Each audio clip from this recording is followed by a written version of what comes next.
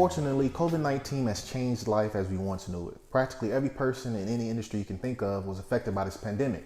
Millions lost their jobs and still haven't been able to recover. Even worse, hundreds of thousands lost their lives. Some of us have been blessed to still be here, and some of us have remained employed and in business throughout it all. But people in the speaking industry encountered a hard stop. There were speakers who were just starting out, and then you had seasoned speakers who were so used to constantly being booked for decades now.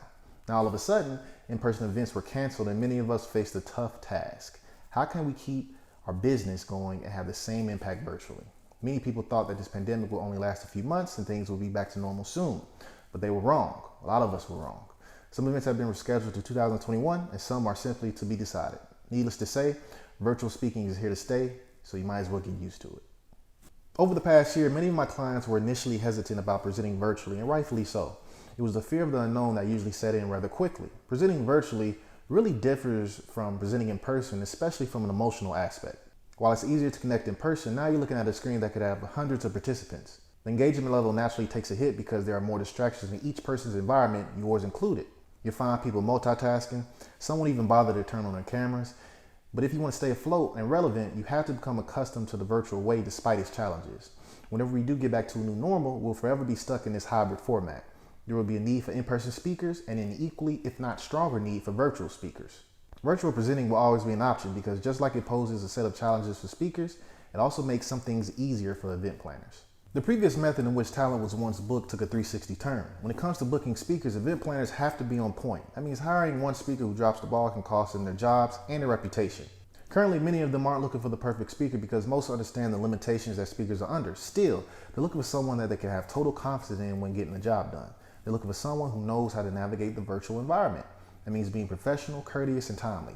That means still being responsive. That means knowing how to keep your audience's attention and provide them with a comparable experience to what you would normally do in person.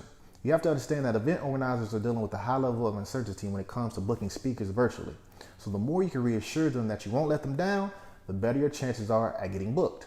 And quite honestly, there's more money to spend on speakers because they no longer have to pay for your hotel, the food, or a physical event place. Now, that doesn't mean necessarily that you've hit the jackpot, but if you play your cards right, you'll give yourself more room to negotiate your desired fee. So yes, virtual speaking is here to stay, which means you need to have a virtual demo video. The same way you have your regular 2-minute speaking reel, you need one showing how you operate virtually. Some speakers use a simple setup of a tripod, their phone in the background, while others invest into their virtual environment. You have to think, in your demo video, you're showing the best of yourself. So you may want to invest the money where it's needed.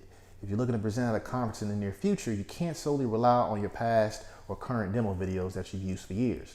Many won't apply to the type of environment you're looking to present in the current day. On another positive note, as a virtual presenter, you have the opportunity to speak to a wider audience, whereas in person, you're only subject to the people in the room. Now, in real time, your message can be spread across the world. That means you have to be on point. Don't automatically assume that just because you're a good in-person speaker, that you'll be a good virtual speaker. There's an adjustment period and it's more challenging to stay connected with your audience. If you make a conscious effort though, you'll become adjusted in no time. If you found this tip useful, please like it and share it. Comment on it as well and let me know what you think. Until next Monday, my name is Julian Leonard and this tip was brought to you by the J. Leonard Group.